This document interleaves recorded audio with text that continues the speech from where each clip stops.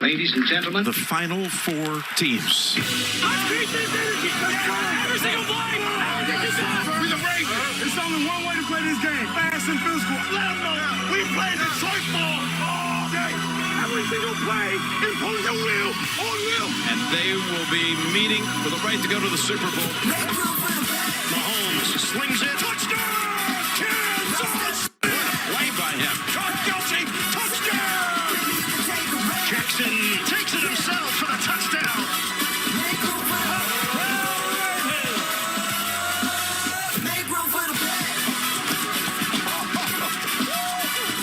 To the house. Touchdown, Detroit Lions. Oh, baby. He's dunked. Wow. Touchdown. San Francisco.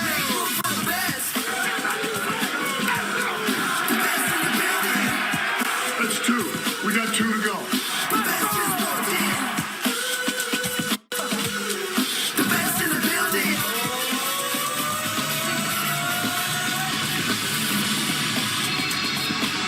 Today, Baltimore stands at the crossroads of history and destiny. For the first time in over 5 decades, Charm City becomes the battleground for the title of the best in the AFC. A budding dynasty is riding on the shoulders of the young legend, Patrick Mahomes, folks, in his 6th consecutive conference final with the reigning champion Kansas City Chiefs. But standing in their way is a phenom named Lamar Jackson, leading a team ready to write their own story of triumph, the gritty and determined Baltimore Ravens. M&T Bank Stadium is the site where both of these squads are in pursuit of the ultimate prize, and that would be a trip to Super Bowl 58.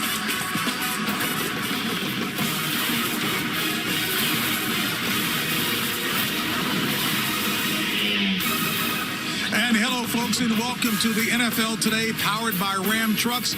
I'm James Brown, live from M&T Bank Stadium right here in Baltimore, and I'm joined by a few members of what I love to call the fraternity.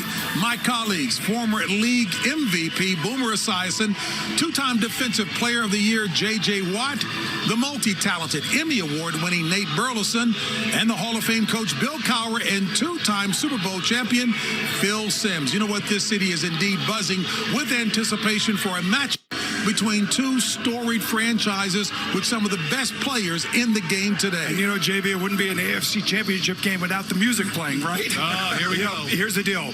Patrick Mahomes, since he stepped foot on that field in Denver his rookie year until today, the most dominating football player in the NFL. You think about his last 3 playoff games, which includes last year's Super Bowl against the Philadelphia Eagles. No sacks, no interceptions. He was brilliant last week in Buffalo. He'll have to be equally brilliant here today in this atmosphere at M&T Bank Stadium with the Ravens fan going crazy. C.J. Stroud and that offense of the Houston Texans, they had 6 pre-snap penalties. That's something we did not see from Kansas City last week. Yeah, you know, Boomer, Patrick Mahomes style, everybody thought it won't work in the NFL. Now everybody's trying to go out there and find a Patrick Mahomes. Yeah. But Lamar Jackson, he came out of college, and his running ability was going to make him a top-flight quarterback almost right away. He's still running, but what has he done passing? He gets better every single year, and the Ravens went out this year, got some skilled guys to catch those passes from him, and he's got an offensive coordinator, Todd Monken, who's doing a great job of letting Lamar Jackson work into his passing game. Lamar Jackson and Patrick Mahomes are getting a ton of shine, and rightfully so. But I want to talk about the defenses in today's matchup because they have had phenomenal seasons as well. Take a look at this graphic. Second in the NFL for the Chiefs in both points per game and sacks, and guess who was first? Oh, yeah, the Baltimore Ravens. Mike McDonald and Steve Spagnuolo have done a phenomenal job with these two defenses. Their goal today is to make life very, very difficult for Patrick Mahomes and Lamar Jackson. And for both those quarterbacks, they're dynamic and elusive in both their respective ways, but they both lean on the running game. And that's what's been a part of this playoff run for the Kansas City Chiefs, has been this guy, Isaiah Pacheco. He gives them a physicality. He gives them an approach. They've rushed for over 140 yards these first two playoff games, and you can just see his style of running. It's an aggressive style. It's a delivering style. And that guy right there also in the playoffs, he's not afraid to pull the ball down and run. And on the other side, they are built on the running game. Number one in the league and run the ball, Justice Hill, Gus Edwards, and Lamar Jackson. He's dynamic. He's special. He can turn a game around in a heartbeat, and he's continued to do that in his playoffs. Yeah, as these fans file in, this stadium is about to be electric. The question is, will it be a purple haze or will it be a red wedding? And speaking of weddings, you know what you throw at a wedding? Flowers and rice. And Zay Flowers is a guy that I want to talk about. He's going to have to step up in this game. And then also Rashee Rice, who's an absolute beast. These are the X factors that will have to be the complementary players that at times in this game makes big plays to change the complexion of this squad. And there is Zay Flowers. And don't sleep on the fact that he's a speedster and can take the top off the coverage. Out of his 5 touchdowns, 3 of those came in the red zone. So even though he's a smaller target, he still is a beast when they start sniffing a touchdown. Boom, you heard him mention flight. He delivered all of that after landing at 11:30 last night. You know? Come on, baby. It's the AFC Championship game. It's about to go down. Hey, folks, and in a game like this, there's no question that these guys know it all too well. Availability is important indeed. And for the latest injury news for both squads, we are joined by the standard setter. That will be Tracy Wolfson. Hello, Tracy. Hello, JB. The big news for the Ravens, the return of their star tight end, Mark Andrews, who suffered a broken fibula and ligament damage week 11. John Harbaugh told us he was full go in practice, no limitations. How he will be integrated into this offense remains to be seen. As for the Chiefs, though, they will be without their all-pro left guard, Joe Thuney. He's dealing with a pec strain. Nick Allegretti will take his spot, but certainly a huge challenge going up against this Ravens front. As for Isaiah Pacheco, limited this week with swelling in his toe and his ankle, but he is the epitome of toughness. No way he's not playing in this one. I was told, though, he will be wearing specialty cleats with an insert to protect that foot. Now on the defensive side of the ball, we just got news. That linebacker, Willie Gay Jr., will not play in this game. He was supposed to be the spy for Lamar Jackson. I was told to expect Leo Chenal to take that role today, JB. Always, Tracy, thank you so very much. And folks, earlier, it was the immensely talented Evan Washburn who, on his home turf here, caught up with Ravens head coach. That would be John Harbaugh. Well, Coach, first of all, thanks for the time ahead of this big game.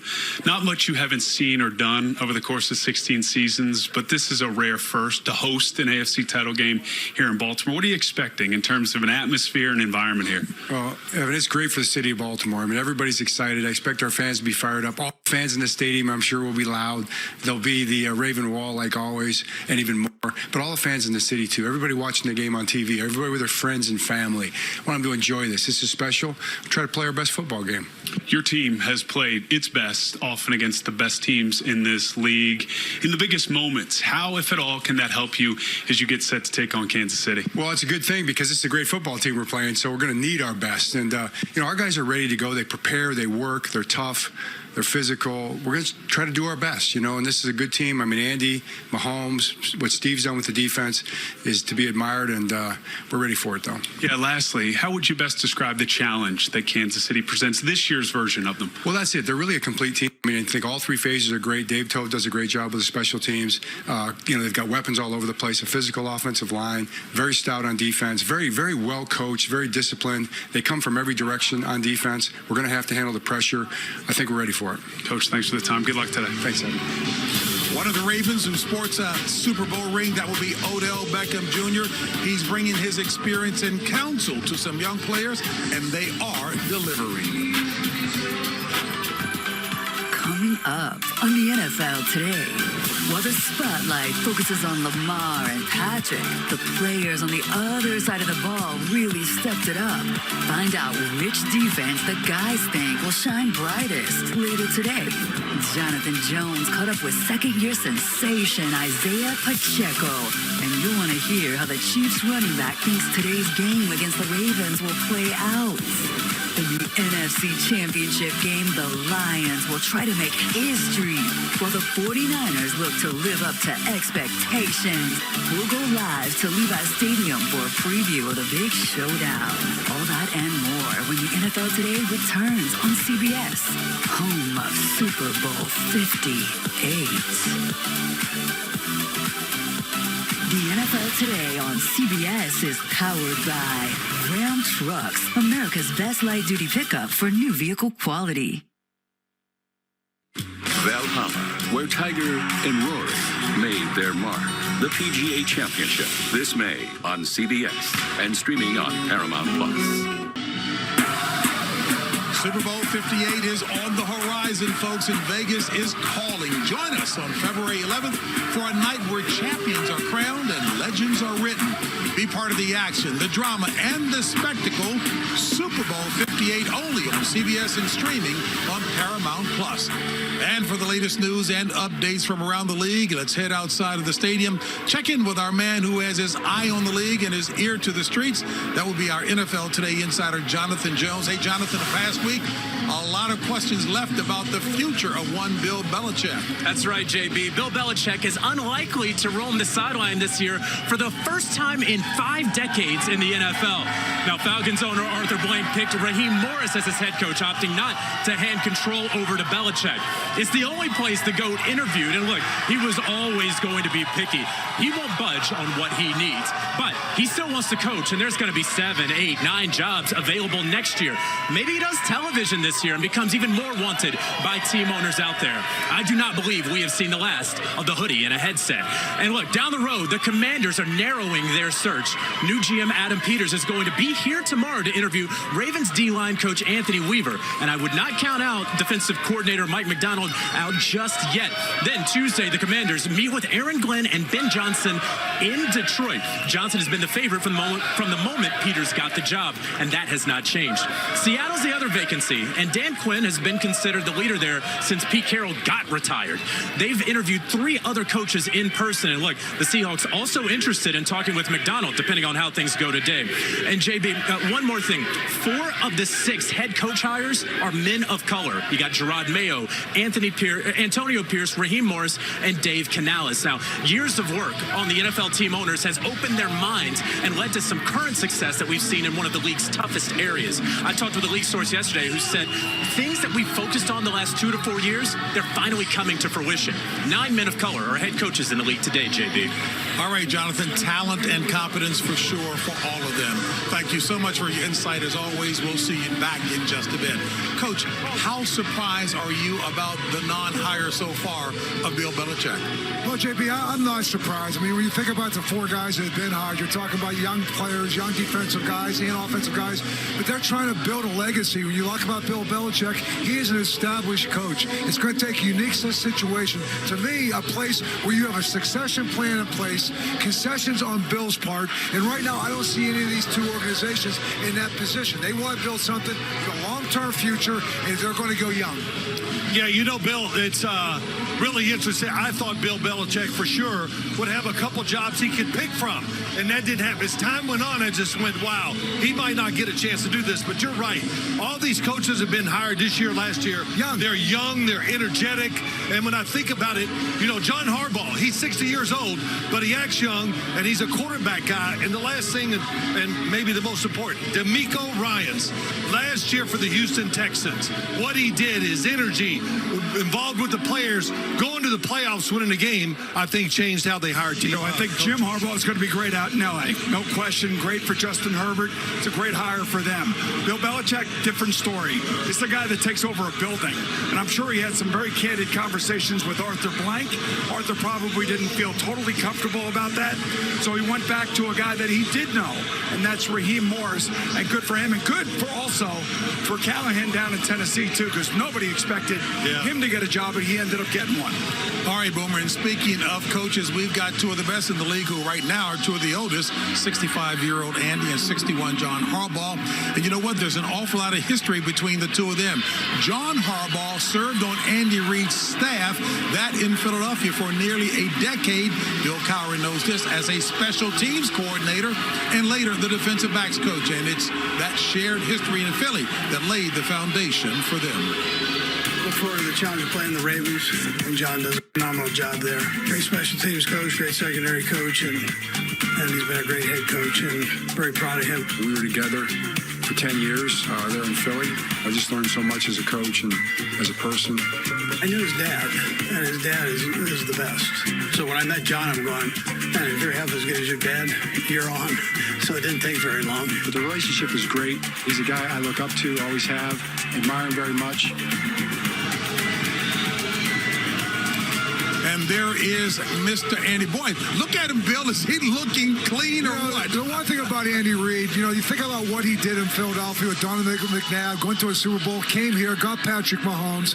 He has continually to recreate an offense, recreate a team. And I can see the same thing about John Harbaugh. You think about John Harbaugh 11 years ago, he went to a Super Bowl with Joe Flacco. Yeah. Now here he is, now on the verge. He wins this game going back with Lamar Jackson. Recreated an offense, recreated a staff. These are two coaches that connect with their players. They have a feel for the future. They're visionary guys. Pretty quick for me, JB.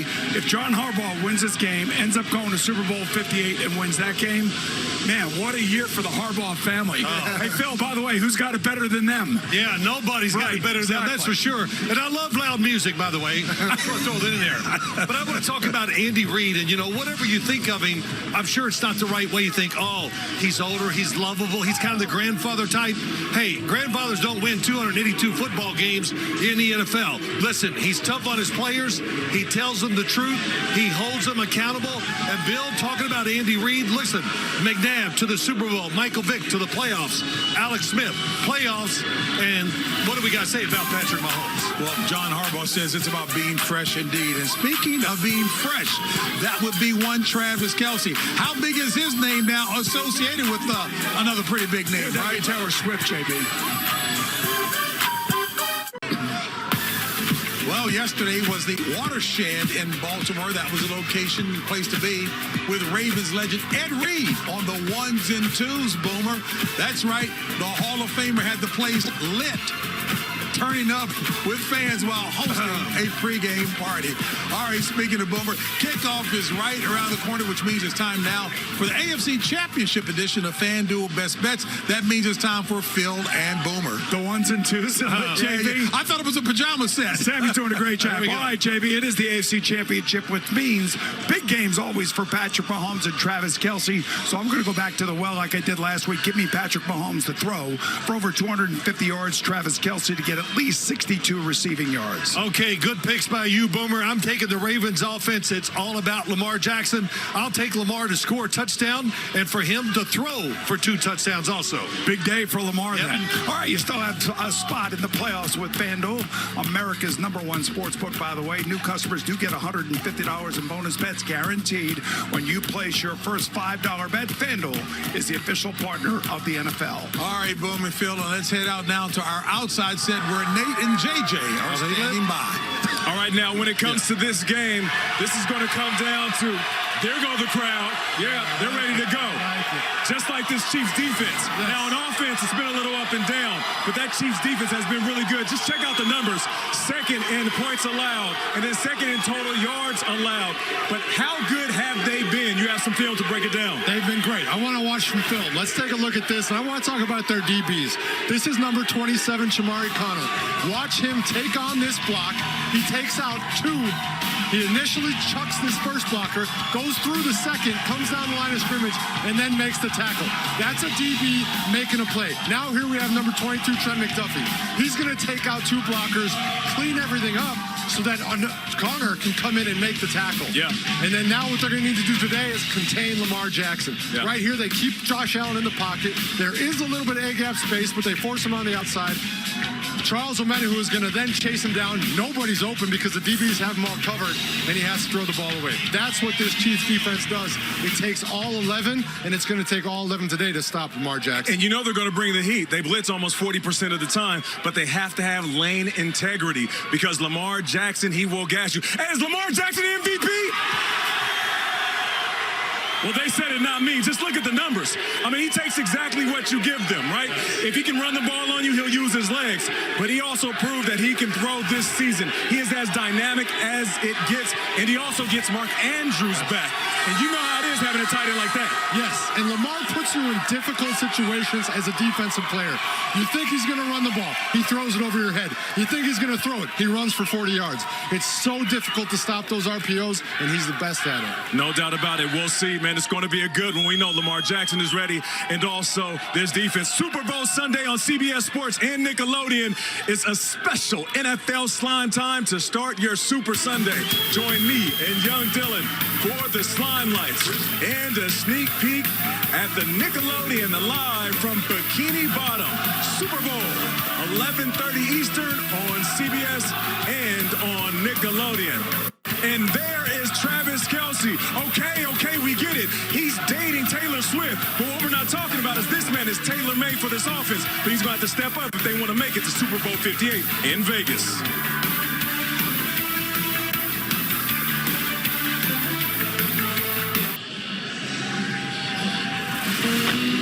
Super Bowl 58, folks, is bringing the stars to Las Vegas. Gwen Stefani kicks off things with Super Bowl 58 TikTok tailgate, followed by Andra Day, Post Malone, and Reba McEntire. Plus, boom, what is it?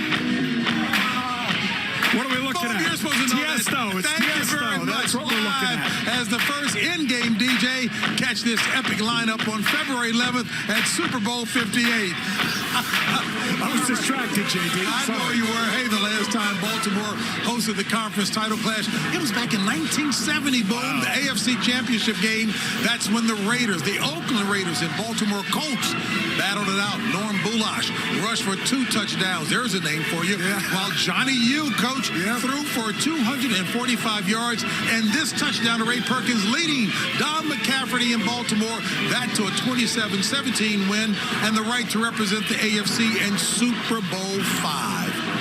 Johnny U, folks, take a look. He would later go on to lead the Baltimore Colts to a win in Super Bowl 5, further cementing his legacy as a Baltimore legend and one of the greatest players ever to grace a football field. All right, folks, we're pleased now to be joined at the desk by another member of that football fraternity, 14-year NFL vet and expert on all things special teams, our colleague Jay Feely. We've got possibly 2 of the best kickers in action in this one, in Justin Tucker and Harrison Butker. Yeah, they certainly are. I think they're the 2 best in the game. Justin Tucker is the best that's ever done it. He is historically good every year, consistently excellent. It's just unbelievable what he does. You can see 90% field goal percentage for his career. That was my best year, 90%. Like, he is just so good every single year. Can kick long field goals, makes all the short kicks. Harrison Butker had a rough year last year, coming back from injury. Really good again this year, 94%. And it's like a closer in baseball, coach, like Mariano Rivera. When the game's on the line in the 9th inning, these guys come in and they make the kicks. And the impact that has on the offensive coordinator and the quarterback, the ability to be aggressive, they are so good they have an impact on their team. All right, so let me ask you this, Jay. Windy, a little moist here, cold. How far can each one of these kickers go back to win a game if they had to? I don't think that the weather is going to have an impact. The field looks great out there. Their footing will be good. Justin Tucker can make a 65-yard field goal today. Harrison Butker's made a 60-yarder this year. You could see big, long kicks that have an impact on this game. You know, the other thing that impacts, too, as you talked about this, Jay, is decision-making and play calling. You get across the 50-yard line, it's like you got 3 in your pocket. So, you know, you sit there and you look at down the distance, you start saying, you know what, I can be a little more aggressive, even if I fall short. There's Justin Tucker. This guy is amazing. He is a machine. I agree with you. The best that's ever done it in this league. And honestly, Harrison Butker on the other side has been as consistent as anything. So these are 2 kickers that can make a tremendous impact in this game. Yeah, they really are. You know, Jay, you and I were talking last night, talking about Buffalo the kick, Tyler Bass. And you said he needed to be on the left hash. Is that right? Yeah, because the wind was blowing right. It's kind of like Coach's driver. You know, he gets up there and he hits a little little fade. But is that important? Do these kickers here today, does it matter to them which hash they're on? Go back to that great game, Buffalo and Kansas City. You know, it's coming down, Kansas City coming back. Harrison Butker, 10 percentage points better on the left hash. So they go to Kelsey on the left. You kind of knew that's where they're going to go to set him up for that field goal. You should be talking to your coaches throughout the game, knowing where they're going to be most comfortable. That is a terrific insight about the way coaches call plays, coach games, and understand their players. Yeah, no, it's a great weapon, like you talked about. Think about Green Bay and Buffalo, two teams eliminated last week. They'd like to have any one of these guys. They lost because of lack of having consistency with a field goal kicker. Jay Feely knows what he's talking about. That is outstanding. Thank you, Jay. Absolutely. Hey, folks, and here's a guy who has stepped up big time. Talk about a rookie star receiver. Rashee Rice has come through for Patrick Mahomes and the Chiefs down the stretch. Now, when you hear that music, you know what time it is. It's finally time to do some dancing.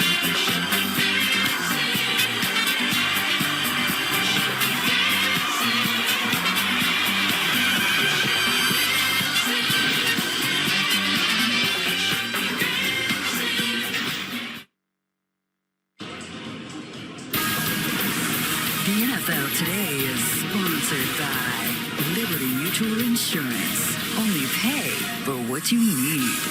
Verizon, the official 5G network of the NFL. And by Ram Trucks, built to serve. Considered one of the world's best, Baltimore's National Aquarium is a must-see attraction. And so is that guy, Patrick Mahomes. He knows that the 18-week NFL season is a journey, and where every step is a moment and every stride is an opportunity. And you know who else gets that? My guy, Kyle Brandt.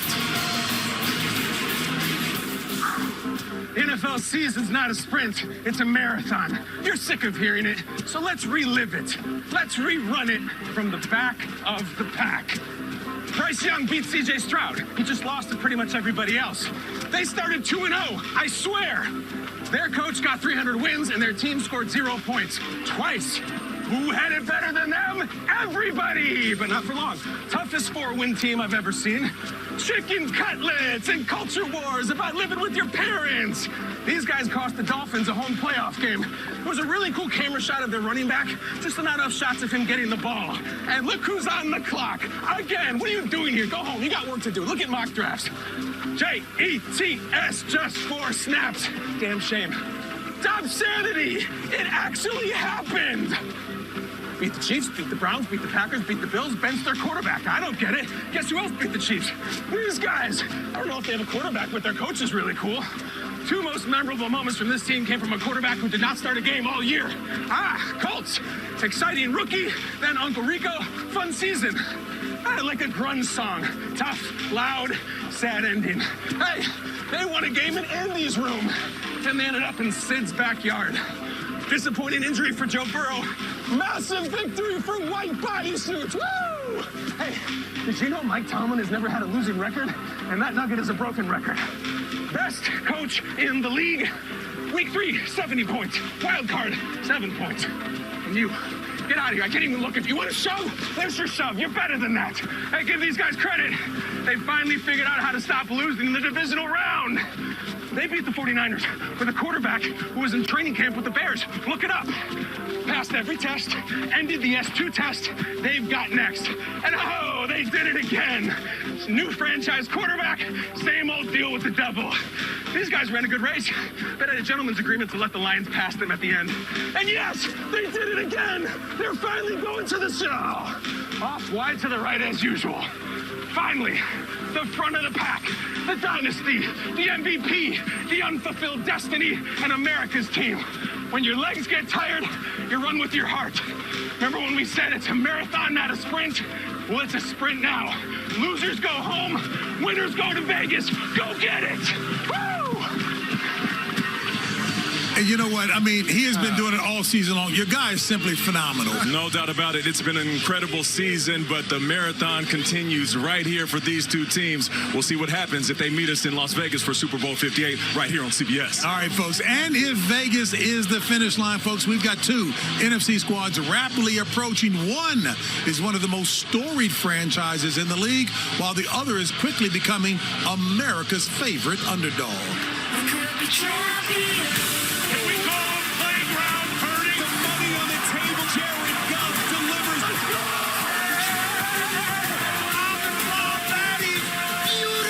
Christian McCaffrey touchdown. That's all he does. Big time stuff from 97.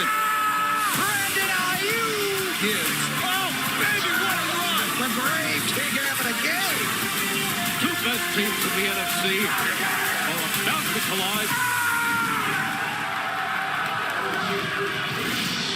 And joining us live from Santa Clara, the site of today's NFC Championship matchup between the Lions and the Niners, that would be the brilliant Melanie Collins. Hey, Melanie, you can't really talk about the Niners without mentioning the dynamic play of one Christian McCaffrey. Yeah, that's right, JB. You would be hard-pressed to find a player in this league more valuable to his team than MVP candidate Christian McCaffrey, especially when you look at what he did last week, practically putting this team on his back when Brock Purdy was struggling to throw the football, and Deebo Samuel left the game after just 10 plays with that shoulder injury. He included 2 clutch touchdowns in that game, and he's going to have his work cut out for him against this Lions defense that has yet to allow a 70-yard rusher on the season. Speaking of the Lions, they boast one of the best 1-2 punch rushing attacks in the league with David Montgomery and Jahmyr Gibbs, who have combined for over 1,900 yards and 23 touchdowns this season. And you just cannot overstate the immediate impact that rookies Sam Laporta and Jahmyr Gibbs have had on this Lions team. When I talked with Dan Campbell, he told me we knew that those guys would be transformational in our offense. They were the top 2 guys on our draft board, and you just can't give enough credit to GM Brad Holmes for bringing those guys into Detroit. They really feel like they've just barely scratched the surface with what those rookies are capable of. Melody, Brad Holmes certainly regards highly around the league. Thank you so much for all that you do. Phil, look here, I know that the Lions indeed are underdogs, but this has all the makings of an excellent championship game. Oh, I think it does, JB. It's a good matchup for both teams in lots of ways. But Jared Goff for the Detroit Lions, he has shown everybody he is a franchise quarterback. What a year he had. He loves deep play-action passes where he gets away from the line of scrimmage 10 and 11 yards deep. And what does that do? It helps him generate power down the field. He's an aggressive decision maker. And when you look at him, too, when you look at the San Francisco defense, their weakness is outside the numbers.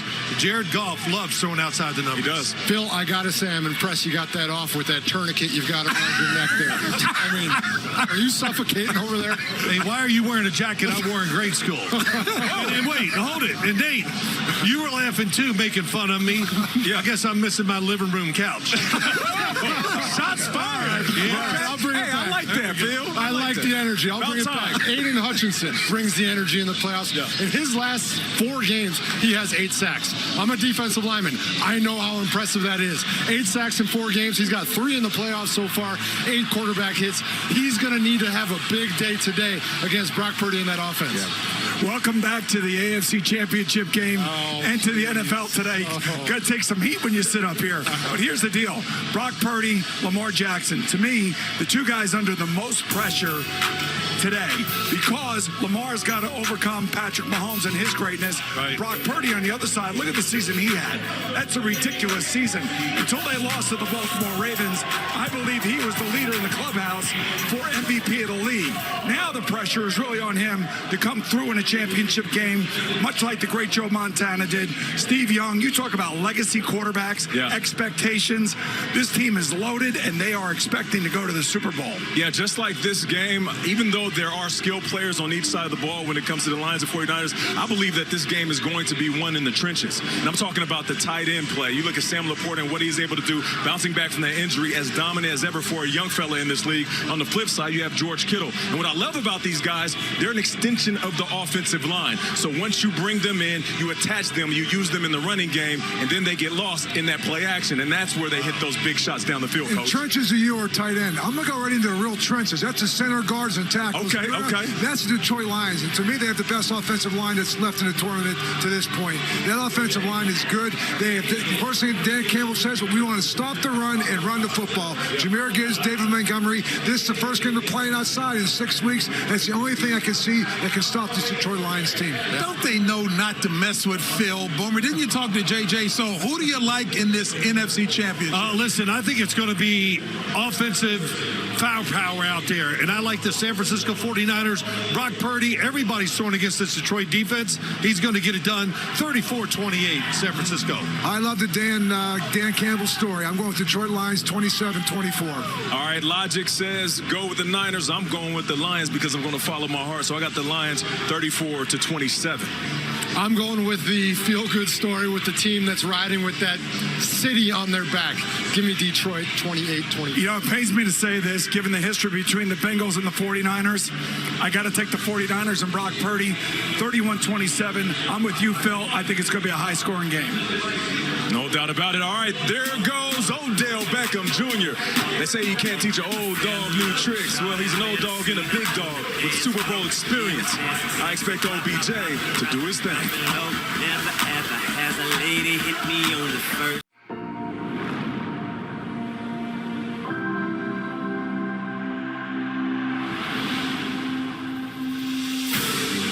The enemy is at our gates. You have to step on this field with the attitude. From the top. I need everything you got. Play with the guy beside you and find a way to win a football game. I do not see defeat, and I do not see surrender. No. We the break. Let them know every play. We're here. Their numbers are overwhelming. Kelsey has the touchdown. Jackson is shaken bait. Tell the story that you write today. You will be remembered.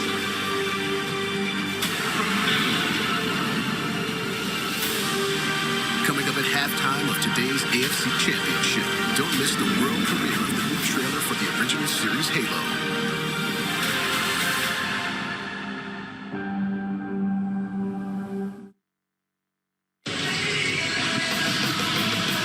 And welcome back, folks, indeed, where we are excited for today's AFC Championship and the world premiere of the new trailer for the upcoming season of Halo, streaming February 8th exclusively on Paramount+. And time now for Pregame HQ delivered by Domino's. And let's head back outside and rejoin the man of the people that will be Jonathan Jones. A man of the people. Last Sunday in Buffalo, Isaiah Pacheco showcased the skills he's brought all season long to this Kansas City Chiefs offense. And this week, I had a chance to sit down with the talented second-year back to discuss everything from closing out the game against the Bills to facing the Ravens in this defense. Let's go. Pacheco dishing out punishment. Runs hard every single time. Touchdown, Isaiah Pacheco. He slams into the end zone. Touchdown. Let me take you back to that Bills game. It's at the end of the game, and it's after the 2-minute warning, and they put the ball in your hands to seal this win. What's your mindset? My mindset is to protect the ball with two hands. The most important thing about that drive right there is finish. Knowing the situation, knowing the defense, know you're going to run the ball, so you have to finish on that. Yeah. He's got the first down, and the Chiefs are going to be going to Baltimore. Let's go! Let's go! I mean, are you just holding that thing as tight as you can? As tight as I can. Squeeze that thing. Okay, so we got to talk about how you run. Have you seen the memes? Yes, I have. They're hilarious. Okay, so Isaiah Pacheco runs like. What are some of your favorite ones? Isaiah Pacheco runs like he bites people. It's crazy. Like, I'm not a zombie. Like, that was crazy. I got a couple more. That was one of my favorites. I got Isaiah Pacheco runs like the ground owes him money. Isaiah Pacheco runs like a little kid testing out new shoes in the store. Oh, it's one of my favorites too. Yeah. I mean, have you always run like that? Yes. It's been a mindset of mine and in the preparation leading up to the games, just being that player in practice, just playing and practicing like it's the game. So I got a video that I want to show you here. and it's from the Cincinnati game. So I want you hold this and just press play. Do you know what you're about to see? No. All right, so I'm going to press play for you, and tell me about this run. They open this drive with Pacheco ripping off a big one inside the 50, the 40, the 30-yard line before he is taken out. This is the one. That's the one. Yeah. I mean, head down, and you're just in turbo mode, right? Hey, that run right there was, like I said before, determined mindset. I visualized the hole. Joe Tooney came around that thing and sealed it up, and me visualizing it, seeing it, I mean, I just had to make it happen. And you know your head's bobbing like that when you're doing it. I can feel it. My hands are sweating. I can feel me running it right now. Still, like. So let me ask you about your dance moves. I mean, you were always busting out some new move out there. Tell me, what's been your favorite one so far? Oh, my favorite one has definitely been the Lil Uzi. They play it at stadiums every now and then. I hear it come on. I'm like, oh, this is not our stadium. Lock it, lock it, lock it. So, during those moments right there, it just remind me of that Super Bowl. I got in the end zone, celebrated with our teammates, and hit the little hips, and just bring back memories, but got to get back there. All right, you got a big matchup against the Ravens. Roquan Smith is a heat-seeking missile, okay? And you have flames coming off your cleats. So is he going to hit his target? You're going to see on game day. Keep the film rolling. That's all I got to say. I love it. 3 words I'd use to describe Pacheco's running style: intense, ferocious, and determined. And one thing he always brings: energy. He has that juice. Expect him to provide that in bunches today. Back to you, JB. All right, Jonathan, nicely done indeed, and there's no question about it. The Ravens will have their hands full with Mr. Pacheco. But, Coach, this is one of the most buttoned-up, or maybe go to JJ, one of the most buttoned-up Ds in the league. No doubt. Pacheco, I like to say, it's like playing a video game. Like, he has that little hurdle. He has that gallop that he does. He puts it into turbo mode. He has the sidestep. He can do it all, and he definitely does run like he's got beef with the grass. He seems angry when he's doing it, and as a defender, it's extremely tough to tackle. No doubt about it. Let's just keep it real, man. He adds a grit to this offense. I would never call the Chiefs a finesse team, but they did get that title a few years while they were throwing the ball downfield. Now you put a guy in the backfield that runs physical, old school. We're talking straight out of the 70s and 80s, Jack. You know what I'm saying? And I love it because not only does it add grit, but as a wide receiver, you know what I'm doing? I'm busting my butt when I'm blocking for him, because we don't want to look at film with a running back running that hard, and I'm the one that allows the defender to make a play on the running back. I guess I can come to you now to say this is one of the most buttoned-up Ds in the league, Coach. Well, he's going to have his hands full today. You're right. He runs with an attitude, and he's got some determination. But this defense of the Baltimore Ravens, they are special.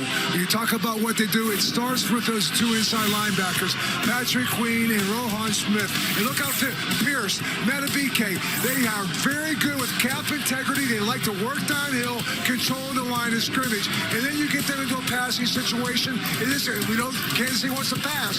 Look at this. They're going to show you 7 up front. You don't know who's coming. You don't know who's dropping. But right now, you're going to see Jadavian Clowney. You sit there and see Justin Matabike. He gives you, when you talk about Mike McDonald, he's going to give you a bunch of different looks. And this, to me, is the X factor. All these guys up here, you can call it all you want. Kyle Hamilton. He's like a Troy Polamalu. You want to bring him close to the line of scrimmage. He can be disruptive. You don't know where he's coming from. You don't know if he's going to support. Is he going to cover? He can cover Travis Kelce. He also can rush. He gets chopped right here. Play stays alive against the 49ers. Back into coverage and finds himself with an interception off this deflection. The one thing I love about Kyle Hamilton is a lot like Troy Polamalu. You don't know what you're going to get because he's a very, very instinctive player. And you got to let guys like that just play. Yeah, and when you think Baltimore Ravens, you think AFC North, you think defense, you think Ray Lewis, you think 2,000. Look at these graphics. The 2,000 defense, first of all, 10.3 points per game. Come on. Coach, you don't have to score many points in your defense to keep people at 10.3. agree. We got the yards per game. We got sacks. I mean, this year's team, 60 sacks, 31 takeaways, both #1 in the NFL. When you're hitting the quarterback like that and you're taking the football away, you're going to have a whole lot of success. And, oh, yeah, they also have the #1 rushing attack and Lamar Jackson MVP. I mean, yeah, come on now. And speaking of that 2000 defense, Roquan Smith, the most tackles since Ray Lewis in a season with 158. I mean, the dude is a beast. And, Coach, you talked about it. They go as fast north and south as they do east and west. Yes. What does that mean? That they're going to come downhill and smack you. They're going to get to the ball. Tackles for loss are big in this defense. But also, though, when they're flying to the sideline, that keeps the wide receivers' heads on a swivel. Running backs have to know if I'm running a flare route or if I'm trying to beat them to the sideline, those linebackers are going to get there before you. Well, no question. When you have that kind of talent, to get a creative guy like Mike McDonald, a young defensive coordinator, to me, an up-and-coming head coach. When you look at what this guy did, and a year ago, he left Baltimore, went up to the University of Michigan with Jim Harbaugh, helped build that defense. He's back here now. To me, this guy is a young and up-and-coming head coach with his creativity, with what he's done with the players. They relate to him. I talked to him before the game. He's very excited about being in this situation. You know, so this is new. But you know what? The players feed off of him. Love his creativity, love his innovation, and the players love how he approaches the game week to week. And I think the biggest compliment that you can give to this year's Ravens defense is that they make the Ravens legends proud. You have Ed Reed, you have Ray Lewis, those guys in attendance today. When they watch this team play, they say, yes, that is a Baltimore Ravens defense. Hey, Nate, did you play safety at all? I mean, you love this conversation between these two guys. I might be an offensive player, but I like defense, baby. It wins championships, right?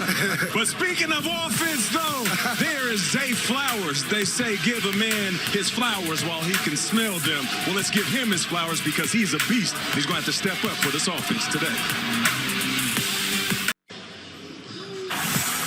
We have Championship Sunday ready to go. It is time now for what everyone has been waiting for. It's a new day, and we're kings and queens, a coronation, like another kingdom.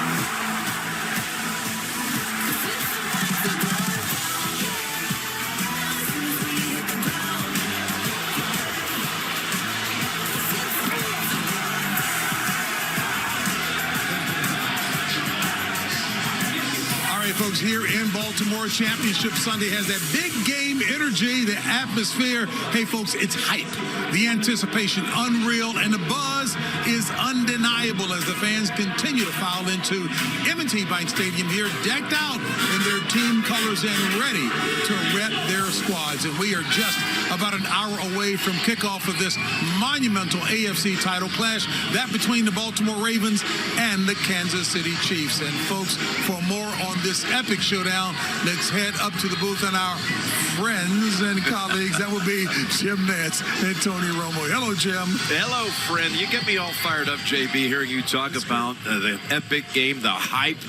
You know, it's all real. It's really real. And we just spent the last several days visiting with the teams. And one of the big question marks we had, Tony, coming into Championship Sunday would be Willie Gay. Would he play or not with that neck injury? And, of course, as you've heard, he is inactive. And this is a game changer. You got Lamar Jackson on the other side. That's a guy that would have been looking for Lamar much of the afternoon. It's an under-the-radar guy that not everyone's thinking is an instrumental part of this game. But the truth is, he's their spy guy. He was the guy who helped Josh Allen early in the game take away his legs. Then he got hurt, and that changed. And that almost allowed the Bills to win that game. And that to me, is subtly a very important point. Who's going to be that guy today? Because you have to be fast enough. You have to have the instincts, because Lamar will make you look silly really quickly. And then you've got Patrick Mahomes and what he's done. We've seen this team so many times in person this year, and it feels like right now the offense is peaking at the right time. You're exactly right. They're playing their best football of the year, like all great championship DNA teams are. But really, Mahomes has gotten these young guys to come on.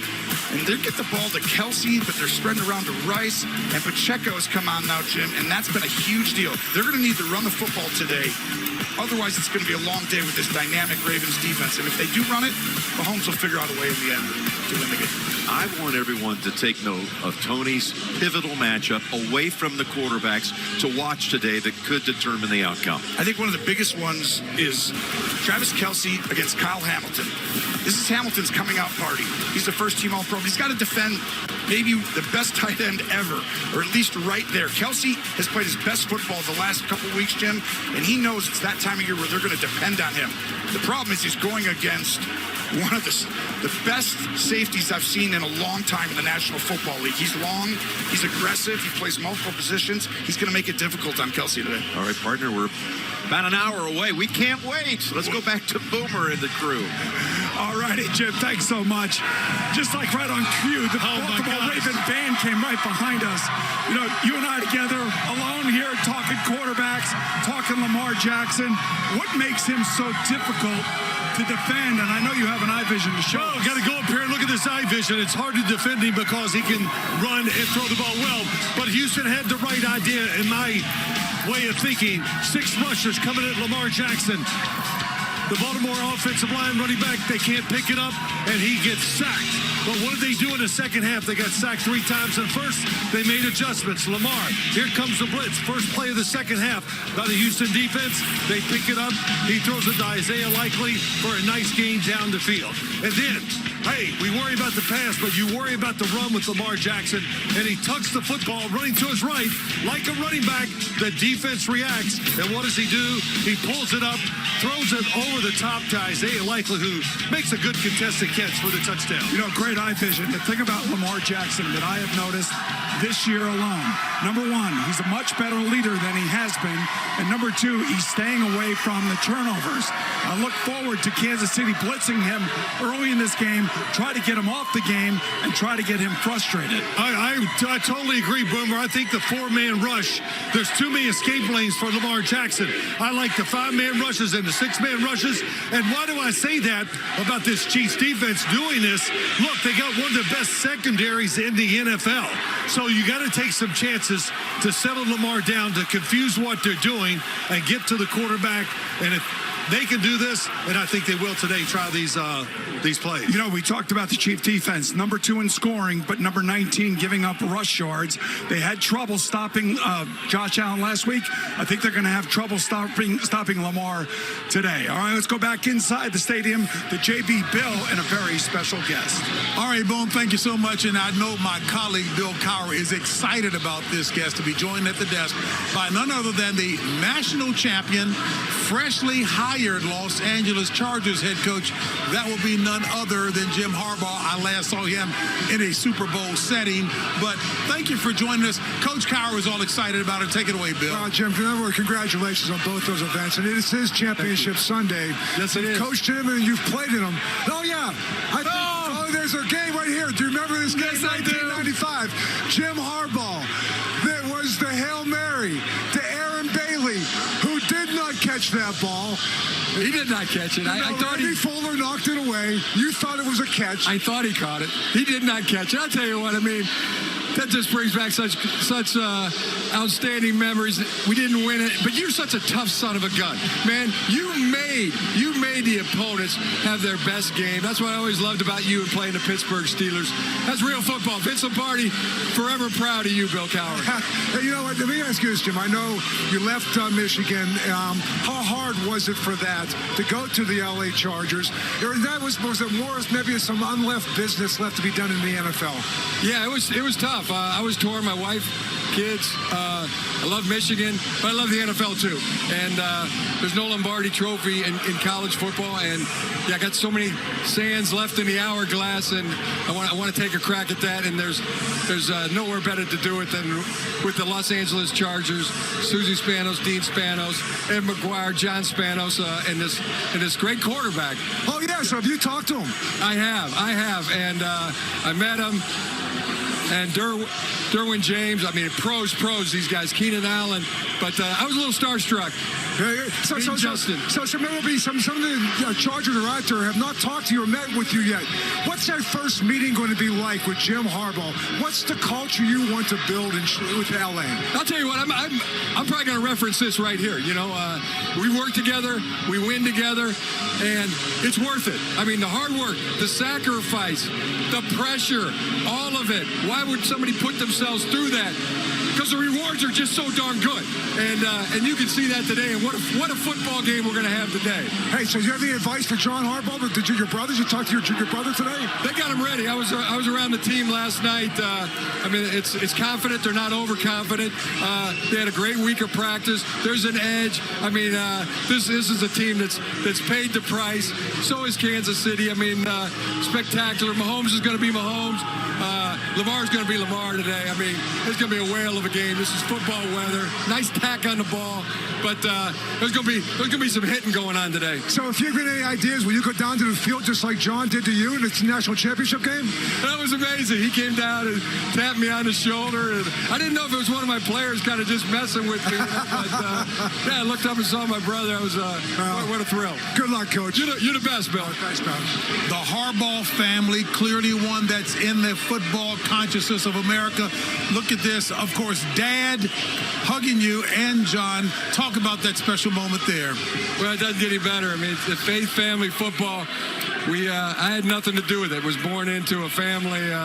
Jack and Jackie Harbaugh as the parents, and John Harbaugh. We had the same room for 16, 17 straight years. I mean, nobody had it better than to have a brother like that. Success to you at the next level. Thank you for joining us, Jim. Thank you, JB. Appreciate it. All right, no doubt about it. Hey, folks, and we know another name that's pretty big in football circles. That would be Donna Kelsey. Of course, she's just as familiar as anybody else in the world of football. Back with more in a moment.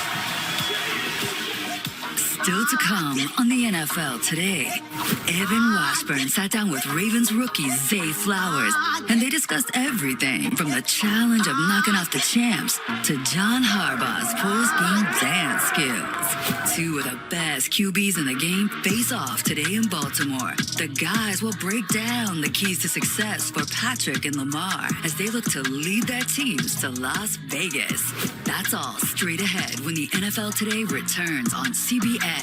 Home of Super Bowl 58.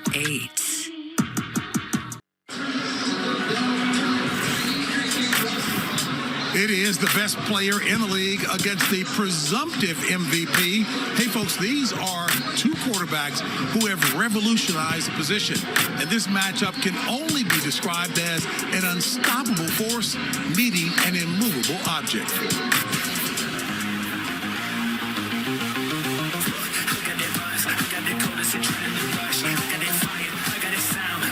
Kind of power, new kind of power. I got a new kind of power. I'm turning it louder. Lamar Jackson. Mahomes slings it for the touchdown. Lamar's in. Top house is on fire. Launch wide open. Kelsey has the touchdown. This is going to be a monster game. I got that new kind of power. That new kind of power. And today marks the first time that two MVPs under the age of 30 will face off in the playoffs. So the question is, what makes these two quarterbacks so special? You know, for me, guys, and I said it opening up the show, it's about the poise that both of them show on the field.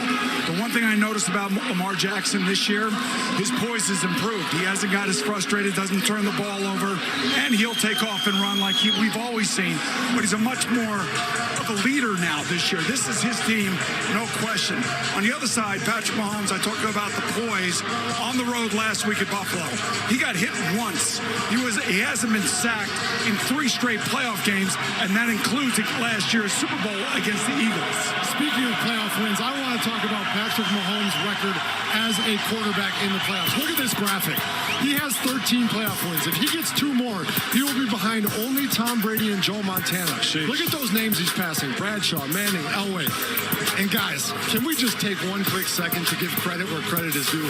35 playoff wins for Tom Brady, and the next closest is 16.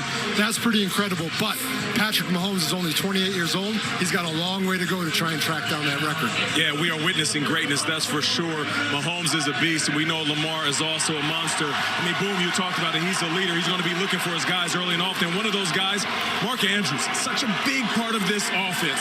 And it's not just about him catching the ball. If you have a guy like this who is back, and we know he's Lamar's favorite target, it's not just when he catches the ball, it's also him as a decoy. Yeah. So they're going to be using him to open up the offense for all of the other pass catchers. This man right here will be a huge part of this game, whether he catches the rock or not. So you're talking about Lamar, and it's the growth, like you said, Nate, the growth of you talk about Lamar Jackson with Todd Monken. He's done a great job of letting Lamar Jackson feel like he has ownership over this offense. They've gotten some weapons with him. They're talking about, Odell Beckham. There's Todd Monken. I tell you, talk about assistant coach of the year. He came in this year and has given Lamar Jackson a breath of fresh air. Yeah. Give him that confidence and leadership that you're talking about. And on the other side, for Patrick Mahomes, has there been a more challenging year where your offense was challenged? You're talking about putting up the numbers, receivers dropping balls. His leadership just shined right through all of that. His unselfishness and everything else he's done. Well, I think the big thing, many good things about Lamar Jackson and Patrick Mahomes, but the last 7 games, it's all come together for this Baltimore offense for Todd Monken and Lamar Jackson. Oh, my gosh, 18 total touchdowns, only 2 turnovers. He's really improved so much in the passing game and making reads. Little action on the field, I hear. But let me say this about Patrick Mahomes before we get done. He has been really patient here in the last 3 or 4 weeks playing offense. Throwing the football, really impressive with tremendous power, accuracy. Yeah. And I'll say this about both Kansas City. Baltimore's defense today, if they play a lot of zone, Patrick Mahomes is going to have a good day. Yeah, definitely, if you give him some time. Now, here's the thing, guys. You know it's playoff football when you get a little bit of pushing and shoving, some trash talk going on. Oh! There we go. Hey, now. Hey, you know what? I like this. A little pushing and shoving. This is what it's all about. The intensity is supposed to dial up a notch right now. But why is it always the defensive backs and wide receivers, the littlest guys on the field? Because they like to talk a lot. You guys doing that stuff. Yeah. That's because we're the feistiest, man. Hey, he ever tripped on the sides of Scrappy Dude? He just knew he was ready to fight. We're saving our energy. We're big guys. We got to save our energy for the game. Wait, Nate, wide receivers start the fight and then run. That's what. Oh, no. Okay. Nah, I'm straight out the 80s, man. I'm old school. But that does match the atmosphere of this building. This place, in my personal opinion, is an underrated home crowd and underrated stadium atmosphere. This place is buzzing. We still got 46 minutes till kickoff, and this place is ready to explode. It's very exciting. It should be a great day. And just think about this. Patrick Mahomes had to go on the road last week. Josh Allen, Joe Burrow had to go into Arrowhead. Yeah. When you're the road quarterback. C.J. Stroud felt it for the first time last week. They had 6 pre-snap penalties on offense that killed them. That did not happen to Kansas City last week. I don't suspect it will happen today for Kansas City either. You know, the crowd noise, it's a real deal. If you want to, the way to defend it, run the football well, but you're the Kansas City Chiefs. You can't send everybody out for the pass. You got to keep some extra blockers in there every once in a while, and it's really up to the quarterback to do a lot of things to help his teammates with snap count. And Phil, I talked to Patrick Mahomes before the postseason started, and he said, listen, there have been teams that have had their Super Bowl journey go through opposing team fields. He said, I'm okay with it. Just because this season didn't go according to plan to what the fans thought it should be, that doesn't make us here in this building are concerned about going on the road. They're not afraid. They're not shook. They know what the crowd noise is going to be like. And listen, you know what quiets crowd noise? A big play. And they have plenty of them. And Patrick Mahomes has embraced this also now. He feels like we're the enemy. All of a sudden, here we are, the villain. He loves this villain role. Oh, we can't go in the road. So it's kind of fun for the first time for Patrick Mahomes to go on the road, all the home playoff games. Hey, Patrick, you're the villain. Bring it on. You know what this may come down to? Who plays the best red zone defense? Who forces field goals as opposed to allowing a team to score touchdowns. And that's going to be a big key in today's game, I believe. So let me just say, you know what? You went on the road consistently for his title, did you not? So I think, to me, the key for the Kansas City Chiefs is you have to wave that initial flurry that's going to come when they come on this kickoff. The crowd and everything else is going to happen. Is if you can settle into the game then just becomes another game. Yeah. But that's initial flurry that you have to be able to weather, and then when you go on the road. Every player up here, all of us, one thing you love going on the road. There's nothing like the hatred of the home crowd. Yeah. It feels good. You love it. And I think the Kansas City Chiefs couldn't care less about fighting this crowd today. And you got to love the energy, man. Yeah. You just got to love it. This is NFL football, the AFC Championship game. It's the weather, overcast, a little bit of drizzle. This is what you live for right here. This is awesome. Well, you just retired. I know. You just retired. You still have it in you. Right no doubt about it. And there he is right there. The face of the new generation of QBs. Patrick Mahomes on the road. But Lamar Jackson says, this was my regular season, and this is going to be my AFC Championship game. A big one coming up in just a bit.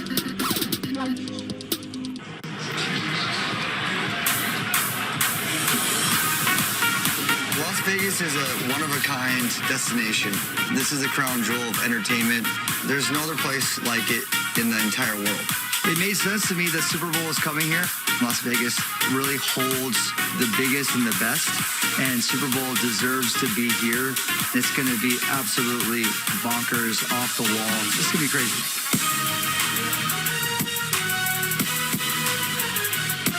Debuting my remix on Super Bowl Sunday is going to be amazing. I can't wait to hear it on live television. I really wanted to make sure that this was a banger. It's thunderous. It's got all the energy of what Super Bowl is all about. This NFL on CBS theme song, remixed by yours truly, Steve Aoki, is made to get you guys pumped and get ready for the big game. And indeed, if Steve Aoki is remixing the theme, folks, you already know the vibes will be immaculate. Tap in with us on February the 11th to hear the remix, and don't miss any part of the action because Super Bowl 58 is more than a game. It's a mood, and it's only on CBS. As we inch closer to game time, let's check back in with our NFL Today insider. That will be Jonathan Jones, who's got the lowdown on the Chiefs' mindset coming into today's game. Jonathan. Yeah, JB, so I talked with some Chiefs sources this week who said a key for today's game is to get up early on the Ravens. That we've played in these games before. They haven't. Force the pregame jitters to stick around. Cause Lamar to press just a little bit. If they have to start passing, it takes away some of the run action in their passing concepts. Also, some folks in KC thinks the Ravens, they think pretty highly of themselves. Mahomes is going to take any slight, and I mean any slight, and make it personal. That's how he's wired.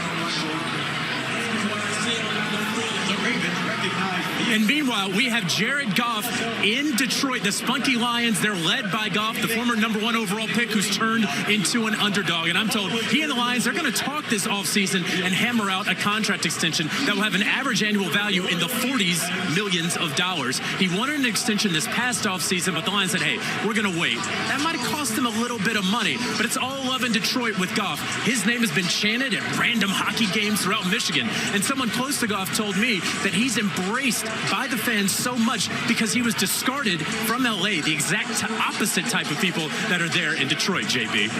All right, Jonathan, absolutely with your finger on the pulse of it forever indeed. And certainly that's the case with Our Lady Tracy Wolfson, who is standing by. Tracy, I know what his real name is, but when you introduce him, call him Sugar as well. Tracy. That's right, JB, here with Ray Lewis and the biggest home game in Ravens history. And you're going to be a legend of this game. You're going to run out of the tunnel right before kick. What are we going to experience today here, and what are we going to see from this team? Honestly, I think Lamar, Roquan Smith, they're poised. They're poised, and he's so focused. Lamar is so focused. His whole intention, how to win a ring. Big bro, how do I do what you do? Right? And this guy on the other side, just so happened he's been the 6th straight of these. So it's this explosion is about to happen in here, but I'm telling you, this place is about to erupt, Tracy. We're about to lose our minds in here. And you know me now, when I come out that tunnel, I got a little wiggle for him. Now, you got it with me? All right, let's see the squirrel. Just give me a little wiggle. Give me a good one. That's it. I give you that. Let's talk, though, about this defense. How much does it remind you of your championship defense? It does, because it has a leader that everybody follows.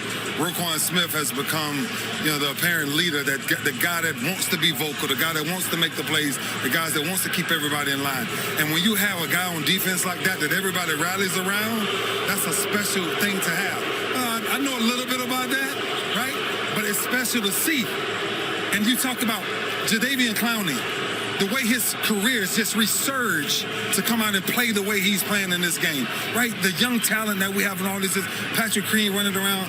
This is a very physical and good defense. I'm excited to see it. Well, we talked about it in terms of you and being the leader of your defense. You were the guy who gave the final pregame speech. That belongs to Roquan now. But if you were in the locker room, what would you say to them before they take the field? There's nothing to say. No, Tracy, sometimes I give these speeches, but when I look at them bruh, there's no other option, right? Not right now. I don't need nothing else. I don't need what's in your text. I don't need what's home. I need you to give me everything you got right now. Well, appreciate the time. Good luck today. Here we go. CBS. Ray still has TV in his blood. And you know what? This KC offense struggled just a bit in the regular season, Phil, but it seems like Andy Reid and the team has figured it out because this unit has been different lately, Coach. Yeah, when you talk about what they've been, it's been about Isaiah Pacheco. He's given them another element, particularly in the running game. You can see right here, Creed Humphrey, watch the center.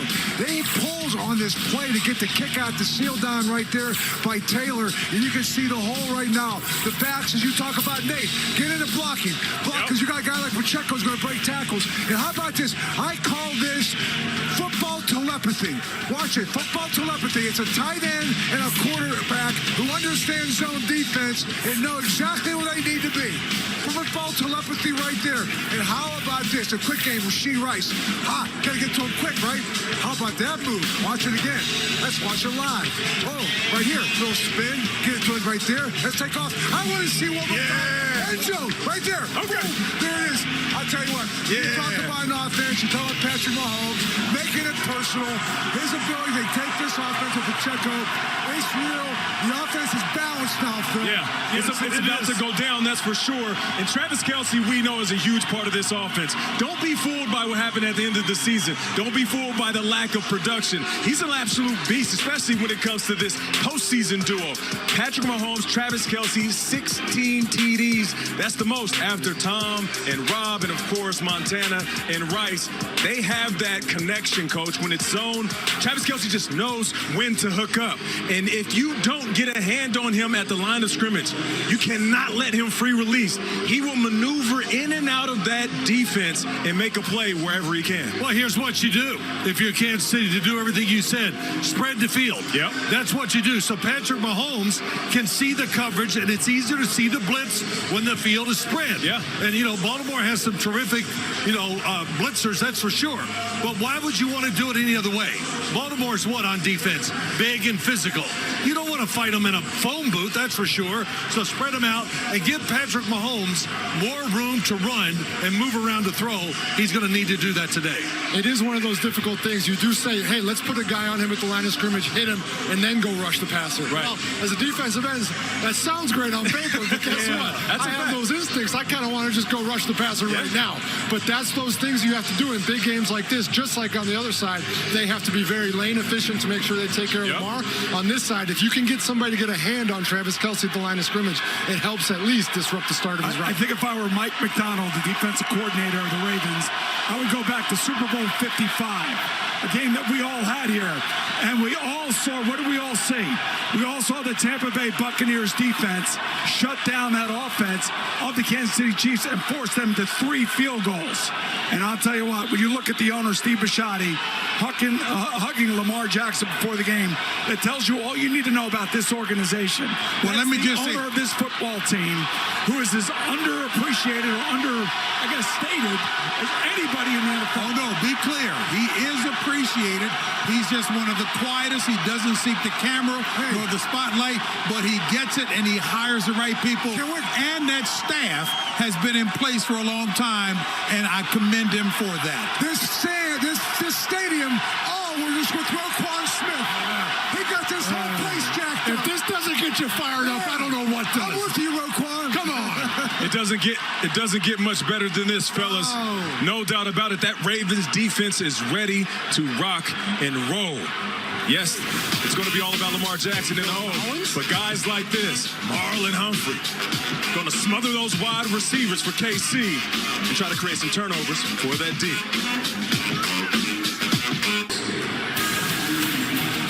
Well, every Ravens fan recognized that the Ravens really cashed in when they drafted this guy, Zay Flowers. The kid has been heaven sent for Baltimore, growing into that #1 option that Lamar has been missing. And for more on the rookie receiver, let's head over to our own Evan Washburn. Hey, JB, welcome to Charm City, to you and the crew. And you're absolutely right. You guys have touched on this. This was part of a complete overhaul of the Ravens passing game in the offseason. Started with bringing in Todd Monken, signing Odell to that lucrative 1-year deal. But the decision to draft Zay Flowers has proven to be the perfect pick. Would you mind click it? Zay, take one. Zay Flowers. Oh, full separation for Zay Flowers. Zay Flowers. Zay into the board. I love it. I want to dive into your story, your game. The nickname Joystick. Why is that the best description of your skill set as a wide receiver? Oh, no, you got to ask Lamar. He gave it to me, so it's like, if I had to choose, I would have chose something like Tasmanian Devil or something, but Joystick, I think it fit. Because I'm, juking people, making people miss. The electrifying talent of this kid.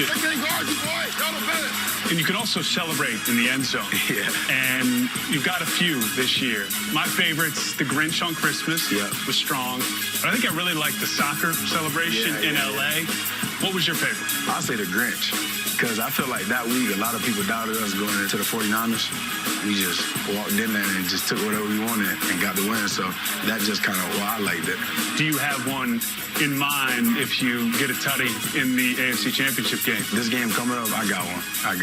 Can't let y'all know. Oh, no, I understand.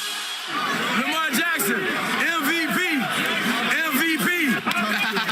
How far do you two go back? You want to hear something funny? All right. Lamar took Joystick from my brother. My brother was the original Joystick. That's how far we go back. He knew my brothers. We knew people around the same community. What's required to be a wide receiver for Lamar Jackson? He don't demand a lot. He play his game how he play it, and he just let us play ours and say, get open. And when the play breaks down and he's about to do something special, what's going through your mind? Sometimes I'm looking at him more than I'm worried about running around to get the scramble drill. Lamar extended and Zay Flowers delivers. And I'd be like, oh. Then I start running I'm watching him more than I'm paying attention to the game. So that should tell you all about that man, he's different. What has struck you about his mentality this season? My first time meeting him and throwing with him, he been locked in ever since that day and been saying the same thing. Let's go get a ball. And he been locked down for, 21 weeks now? And we just got 2 more to go. After scoring 24 unanswered points here in the second half as they've knocked off the Texans. It came to light in the Texans game when we learned at halftime that he spoke to you all. So what was that moment like when kind of approached the room? If Lamar's speaking, then it's we got to go. We had to go turn it up a notch because we did all this to get to here and can't go out like that. So he was just letting us know, like, the second half, we got to go. Let's go. Celebrate. What was going on in the locker room? Because it got loose quick. We got a little dance train going. We got Coach Harbaugh turned on some music. That was the first time, like, I think this season he asked for some music. And he was the first one to go. And then he pointed at me and was like, and then I just took it. I just started doing some old dances. So Sunday, the Kansas City Chiefs are standing in your way. How do you view the challenge the Chiefs present? You got to go through a champion to get to a championship. We go into every game with a mentality of we the underdogs. So it's going to be two big dogs swinging it out and see who come out on top.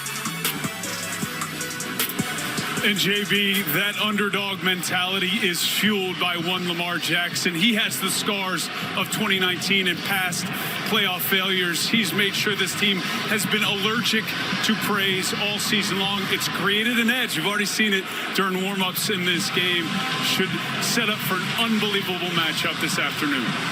Hey, Evan, you have done an excellent job all season pulling out the best out of these players. They trust you, and they give you some excellent stuff. Look, there's no question. Lamar Jackson is the big dog, and if he knights you as he's done with that young fella, he's stepped up and he's delivering big-time playmakers that you guys are expecting to see. Yeah, no doubt about it. Zay Flowers is as quick as it gets, and when he catches the ball just like that, he can explode and make plays with those yards after catch. But a guy you have to keep an eye on is Odell Beckham Jr. He has experience. He is now a Super Bowl champion. We forget that he's a little bit older, but those old dogs are big dogs in games like this. And I talked to him about 30 minutes ago, and I said, "Are you ready?" He said, "I'm ready to rock and roll." So I guarantee if he has a chance to make a big play, not only is he going to come down with it, but he's going to lift not only this crowd, but his team up for the next possession. Yeah, and you have those tight ends. Obviously, Isaiah Likely been playing great. Now they add Mark Andrews back into the mix. And one of the things about a guy coming back off an injury like this is sometimes they're a little bit iffy about it. You don't know if they're going to be good or not. Well, basically, it sounds like if truly necessary, he could have played last week. Right. Instead, they saved him for this game, which to me says he's extra healthy now with that one extra week, and he's probably feeling really good and going to help out that offense a lot. You know, I got to say about skill guys, let's don't forget this Baltimore offensive line. It's awesome. Ronnie Stanley, the left tackle, played great last week. But for Mark Andrews, that is Lamar Jackson's little blanket that he loves. No doubt. When in doubt, look at Mark Andrews. You know, for many reasons. He's a good route runner, but also he can make contested catches. Yeah. And he can body you up, which is really, really box you out. And I'll say this about Zay Flowers. He's the double move guy that you have to really worry about. And that's a good point. Yeah, and OBJ, what does he bring? Just energy and talking and all that, a presence, and I think that's important. You know, it's also, you call these playmakers, which is the most that Lamar's ever had. They still have that running back trio. You're talking about Gus Edwards, Justice Hill, maybe now Delvin Cook got involved last week, but they keep everybody happy.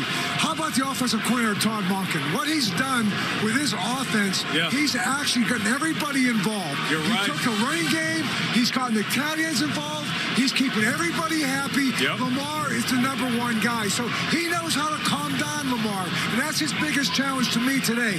The guy makes sure Lamar doesn't get too hyped, that he can calm him down, and an offensive coordinator can do that with his play calling. You know, there's not much more I could add to all of that, except for the fact that Steve Spagnuolo, early on here, has got to try to frustrate Lamar, get him a little bit antsy, try to force the issue, blitz him a little bit, try to create a turnover or two. Because the thing that I have noticed about Lamar, #1, much better leader this year than the previous years, and #2, he's been careful with the football. He hasn't been throwing those indiscriminate interceptions. So it really comes down to a Chiefs defensive coordinator. They're going to give up a lot of yards on the ground because they always do. They're 19th in the league against the run. Lamar is 31% of the running game for the Ravens. Hey, Boom, you make a good point. You got to try to knock him off his pivot. But we know that he can make any throw from sidearms, small windows. But here's the thing. If you're going to bring the blitz, which we know that they are, they blitz almost 40% of the time, you have to have lane integrity. Because Lamar, all he needs is a gap as small as Michael Strahan's. And that's not a shot to Michael. You know, I love you, brother. But I'm just saying, a small gap, and Lamar is through there making a big play with his legs. So you have to be careful. Man, you're getting on the other hand. You know I love love you, baby. That's big. Now, Lamar in big games this year has been extremely successful. They've also put up an incredible amount of points. They set the NFL record for most games won by 14 or more points this year with 9. So they've done an unbelievable job with lofty expectations all year, and they just continue living up to them. It's going to be very difficult. The last message that's given by a head coach is we play a game of emotions. And emotions will never be greater than when you get to this game because you are so close and you're so much there. So the ability to control those emotions is going to be a big key in this game. Can you stay focused, trust what got you here, and not deviate because of your fear that is coming to an end? So the ability to control those emotions, play caller, coaches, and for the leaders of these teams. You know, Bill, what gets rid of emotions and the nervousness of a game is getting off to a good start. Yeah. And that's so important. And, you know, Boomer brings up a great point. Can you get Lamar off to a tough start like last week and maybe get a chance to get ahead in the first half, which would really help you. But controlling your emotions, like you said, early in the game is very important. And a packed house ought to help you get off to a good start. You're right about that, JB. You see a few KC fans in the building, a little bit of red sprinkled in that sea of purple. Yeah, out here, they want that purple stuff. Shout out to Baltimore. The NFL Today on CBS is powered by Ram Trucks, America's best light-duty pickup for new vehicle quality. Time now to deliver our picks with Game Day Delivery presented by Amazon. And folks, everything is on the line for these two squads. So the question is, who comes out on top, the Chiefs or the Ravens? Well, I'm going to take the Baltimore Ravens over Kansas City 27-20. Listen, this is Baltimore's year. They're the best team. They got the talent. The coaching's there. And they've been hot here at the end of the year. That's why I'm taking it. I'm going 27-17 Baltimore. I just think the defense of Baltimore is going to overwhelm the Kansas City Chiefs. Yeah, speaking of coming in hot, you see these guys from the Navy sliding in on the field. Shout out to them. They had me and JJ shocked over here when we came out of the commercial break. But here's the thing. Baltimore, they have a fantastic defense, ferocious. They will hit you offensively. The best rushing team in the business. They also have the best 2-minute game. So I'm going with the Baltimore Ravens in this one, 31-27. These Navy SEALs just keep coming. They're dropping from the sky like rain. It's incredible. The atmosphere, Lamar, number one rushing offense, the number one defense in sacks and takeaways. I'm taking the Ravens 30-20. You know, all good picks, guys. There's a guy on the other side wearing number 15. Does not have a toe injury, does not have an ankle injury, and wants to do something that he hasn't had the chance to do. And that's win an AFC Championship game on the road. You talk about a challenge, nobody, and I mean nobody, steps up to a challenge like Patrick Mahomes. That's a good point, 27-24 Chiefs. With the $1:30 left, let's go ahead and start with final thoughts, starting with you, Boom. Yeah, I think we all talked about it. Getting off to a good, solid start, feeling good about your game plan, and trying to make the other guy make the mistake. My big picture thing is can you make Patrick Mahomes make a mistake like the Bucs did in Super Bowl 55? That's got to be first and foremost for the Ravens. To the point you were just making a little bit earlier in warm-ups, we did see Patrick Mahomes and Justin Tucker get into it a little bit. Yeah. Justin Tucker was trying to kick where Patrick Mahomes was trying to throw. They got into it, and I know one thing, you don't want to poke the bear. Mahomes has been poked, and very excited to see how that plays out today. We know that these defenses will try to bring some pressure to get these QBs to move off of their pivot. If that does happen, if the QBs do get hit, if they start to feel flustered, I expect a no-huddle offense to get these offensives going. That's going to be something to pay attention to in the first half. Every one of these playoff games, the winning quarterback has yet to turn the football over. So turnovers will be a bottom line. And I agree with you, Boom. Who can finish drives and not have to settle for field goals? That's what it's going to come down to. Yeah, I think Patrick Mahomes, for them to win, has to be great today. He moves around always, but he's a better runner than we give him credit for. They got to be aggressive on offense and defense because we said, and I think we all agree, Baltimore's the better team, but you beat them by taking chances, I think. On top of all of this, let's not forget, Lamar Jackson has not forgotten draft night. He hasn't forgotten draft night. Yep. When he was upset about talk about him being switched to wide receiver, he said, I'm a quarterback. He has matured to this point. He won an MVP back back in 2019. He says it's about the big game. He's one step away. This is what he wants. We'll keep an eye on him. Hey, folks, the AFC Championship game is coming your way next here on CBS. It is a ticket to the Super Bowl that will be determined here at M&T Bank Stadium. We'll see you back here at halftime right here on CBS.